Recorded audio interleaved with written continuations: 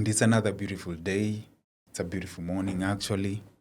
And it's time that we normally have our morning conversation and to talk about different issues that are affecting us as a people, as a country, as a state, and as humans. But as always, I'm your host with the most. You can call me Timothy. And this is another session of Just a Podcast. And today, we want to dive a bit deeper because I felt like this season should be more of to find the nexus between creativity and music business. And today on set, I have, how can I call it? Well, just let him introduce himself and we'll pick it from there. So, karibu sana. Asante sana. Yes. Thank you so much, Mr. Tim. Yeah. My name is Tim Shile. Okay. I'm a music producer. Okay. Also doing business in terms of everything that entails on music. Mm-hmm. Yeah. Okay. So what a short introduction. Yes. I was waiting for something to draw my mind off, alafu nikifikiria whatever to say. But now that you've cut it short, let's dive straight into business. Okay. Talking of creative economy. So far, when you hear the word creative economy, what comes to your mind? What is the picture? Can you paint that picture for the viewer mwenye ako hapo nje mwenye akisikia creative economy anashanga tu these words, these big words? Can you break it down for us? Basically, creative economy to me is in music is whereby you're doing music, yes, as a thing that you love, but you look also at the factors of how you can maneuver and gain from it, and you can be able even to fund yourself with finances and a lot of things. Do you feel like now we've talked about music only, but I realize that creative economy entails more than just music because we have videos, we have something like podcast, we have things like live shows and so forth. So I believe like it's good now you're on the creation side. Yes. But how do you maximize the potential ya hii creative thing umefanya so that we can call this a creative economy whereby you as a producer, you as an artist, you can be able to create your idea and also earn from it. Okay? Have you had that one instance whereby you've earned from whatever you've created? And how was the experience? When was this? I've had one chance. Yeah. Like I can say many, not just even one. Yeah. Whereby which one stands out for you? There is one that stands out whereby I did a full project for one of my good artists. I did an audio plus the video, and the payment of that project, it was worth it because in the past we've been training, you've been learning, you've not been earning in music. Definitely. But then it comes a day whereby you get that now you are earning from music. It is the best feeling ever that you can get. The best feeling. And I really enjoyed because whatever I got money that at the moment it was a good money because when you're starting, you don't expect to get big. You start from small. That's how you earn. Even when you're starting small, you earn small. When you grow big, you earn big. At the moment, that was my best earning, whereby I looked at my account. I'm like, yo, man, this is amazing. If I can get this money, it's like a salary for somebody for a whole month. Yeah, I really enjoyed. Now that you've indulged just further on on earning from your first creative idea, can you give us a secret here? How much was it? We need to know if you are wasting time ama if we are going to earn also. Ama niaje mtazamaji? We need to know. It was not small. It was something good. But it was big, It was big. So it was something good. Tutaongelea nyuma ya tent. It was good. Yeah. So let's dive into the journey. How did you realize? How did you get to realize that you have a passion for production? And I do understand. Not only are you an artist, but you are also an audio producer and a mixing and mastering engineer. Yeah. Yeah. So how was the journey? Did you start out as a producer, ama did you start out as an artist? And what really inspired you to starting out in the music production? To me, I started as an artist, whereby that was when I was I discovered my talent when I was still in primary school. But when it got to high school, that is where I discovered the potential, that I had some good potential in singing. So when the journey started in singing, that was in Eldoret. There is where I started like, now this is now my thing. I can sing, I can do professional songs. But now while I was doing music, you know, you can do music, but without the equipments, without money, you cannot be able to get good music. You cannot be able to produce your songs. You have to invest a lot. Now, so while I was singing, my first song, I used to have one of my friend producer who ilikuwa I used to play piano like nikiingia studio like ni rafiki tu nacheza piano za projects za watu. I used to play piano, nacheza tu piano, msanii anakuja za piano. Lakini sasa mimi nilikuwa na tamaa ya kujua this thing now of creation.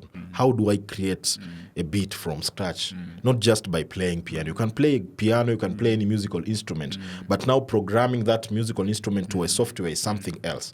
So I used to be singing, but the producer was willing to record me for free, but not to teach me production. He didn't want to teach you how to fish. You could fish him out of the business. My heart was in production. Yes, I knew how to sing, but my heart was in production. Yeah, let me catch you there. You say you knew how to sing. So is that something like you come to realize that you know how to sing, or it's something that you've been cultivating on for quite a while? Ama it's something that you're born with it. So later in life you come to realize like, oh, I'm good at singing. Because I do realize a lot of people out here, they have the talent. They know they can sing. Some of them, they don't know they can sing, but when they get the chance and they try out, they are like, oh, so I can sing. So how was it for you? First of all, I will big up my father for that. Because big him up. Yeah, I will big up my father. And the name of my father is Vincent Shihuyu. He's an apostle. He's in Mombasa. He's doing ministry while doing some other businesses. Big up to you, Dad. You know, in Africa, if you get an environment where you can't have a family that can invest in what you have in your talent, it's very tough. But if you get a family that can invest in your talent, it's very good. So I was born in a religious environment whereby my dad is a Christian. My mother is a Christian. My mother used to sing when I was very small. She doesn't sing nowadays? She's not doing it professionally. Okay. Yeah, so mimi mamangu alikuwa naimba. And while I was small, I used to listen. Namsikia mama naimba. Na mimi natamani niimbe. When I was very small, I used to, if you ask my parents watakwambia nilikuwa napenda tu muziki nikiwa mdogo. Ungepata nyimbo inaimba, mimi najaribu tu kuimba, dancing kidogo. I used to dance. Sema sasa nimezeeka kidogo. I used to dance, And so the vision ikaanza ku build up in singing, whereby I'm in a religious environment na wazazi wanapenda mambo ya mziki. My dad used to have cassette, you know that big radio Panasonic with 2 speakers. I have it. You have it, that one? But mine iko na speaker moja. That one, my dad used to have it. Even today, he's still in Mombasa. And so he used to have radio cassettes. I used to know those singers ambao sasa hivi ni celeb kitambo sana by cassettes. So my dad used to play those musics. So hiyo vitu zilikuwa zina sync. How they are singing, it was sinking in me. I can't say basically while I was growing, there's a teacher who was brought to me to train me how to sing. But because of the environment of listening to music and everything, I started growing up in music, listening to music.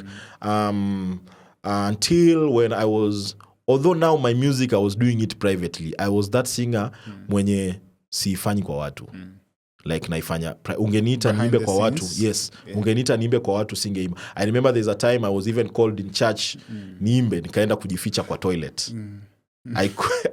I couldn't handle. Yes, I couldn't handle crowd. The first time I sang, I even cried. That is in Form 4. Was it in Form 4? Yeah, Form 4.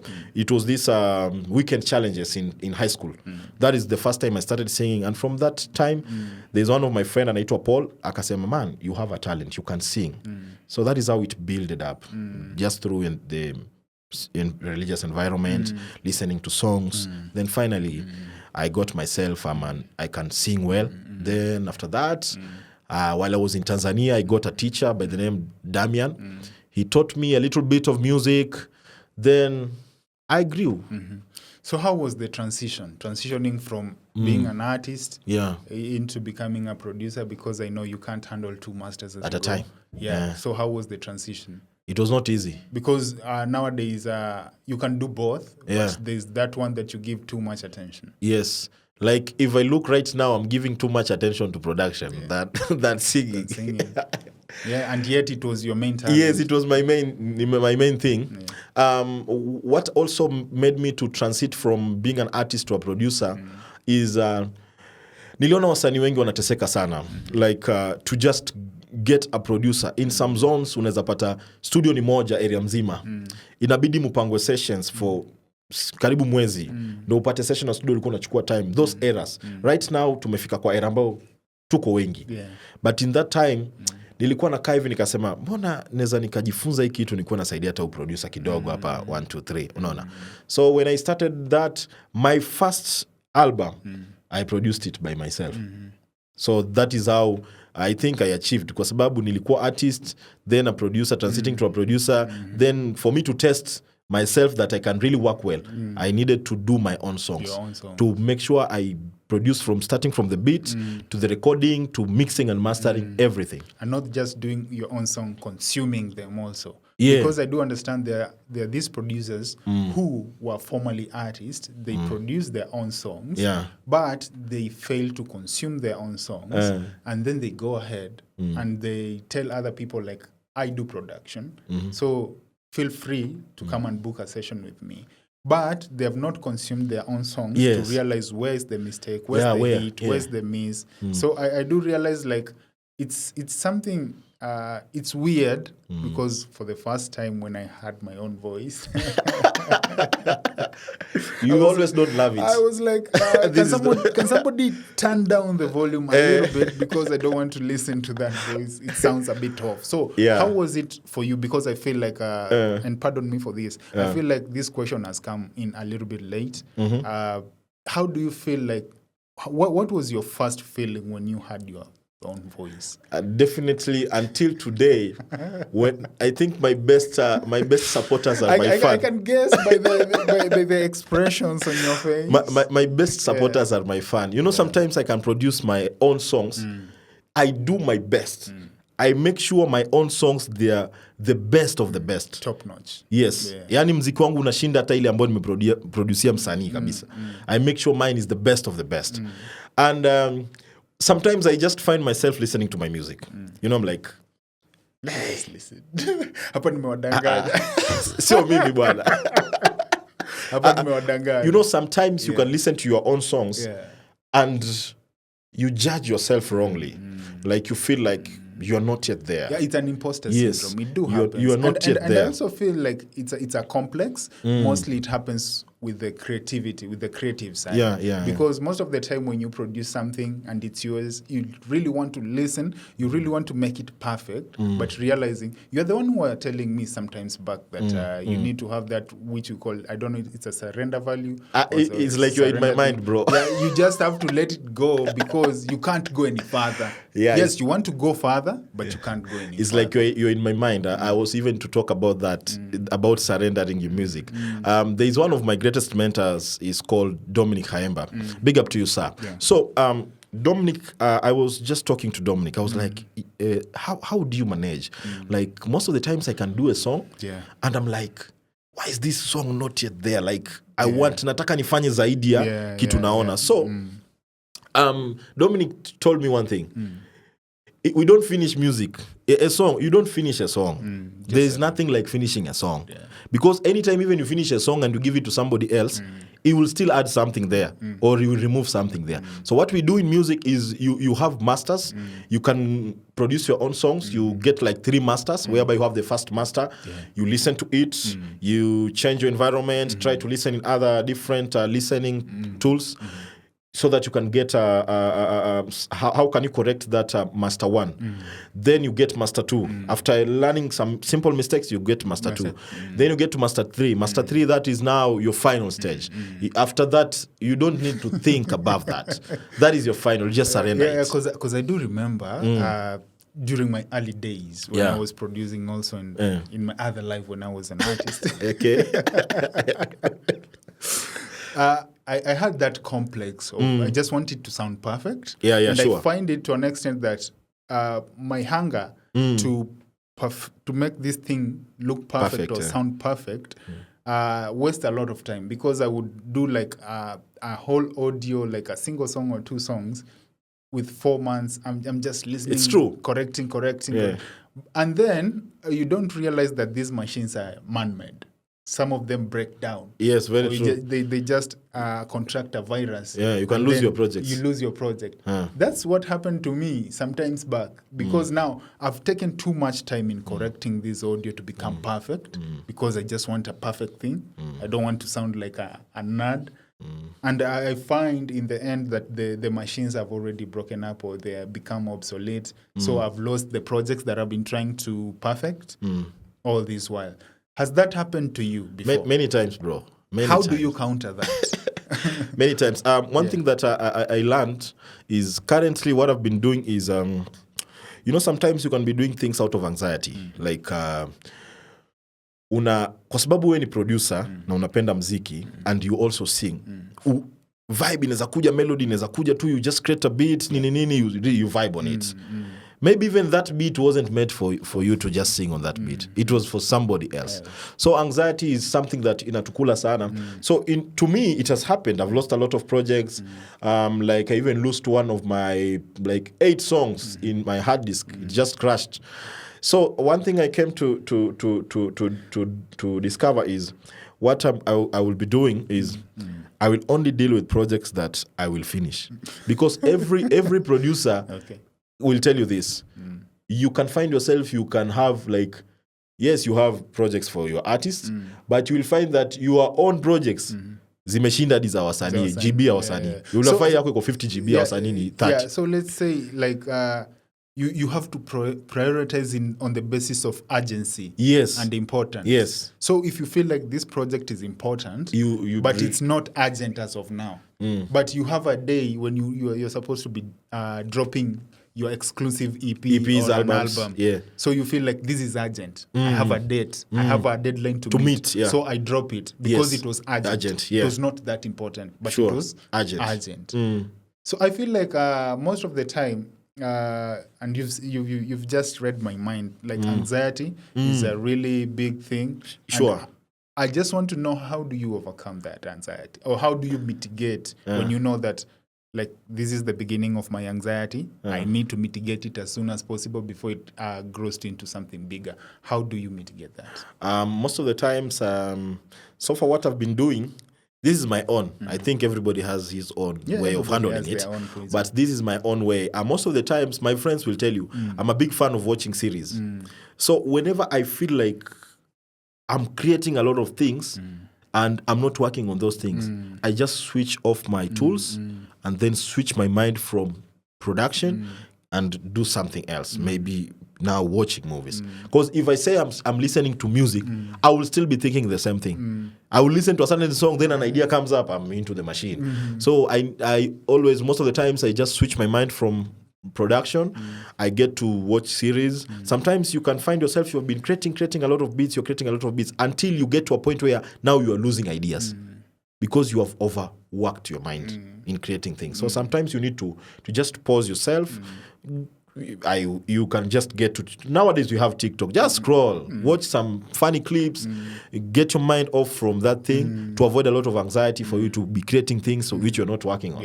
Then when the time now you feel like now you're okay, you're better, you now so work so on you it. don't watch the TikTok videos for too long. I don't then watch for again, long. You forget the main goal. I just watch for a few hours, whereby you can find me like, for example, I've been doing production for 4 hours.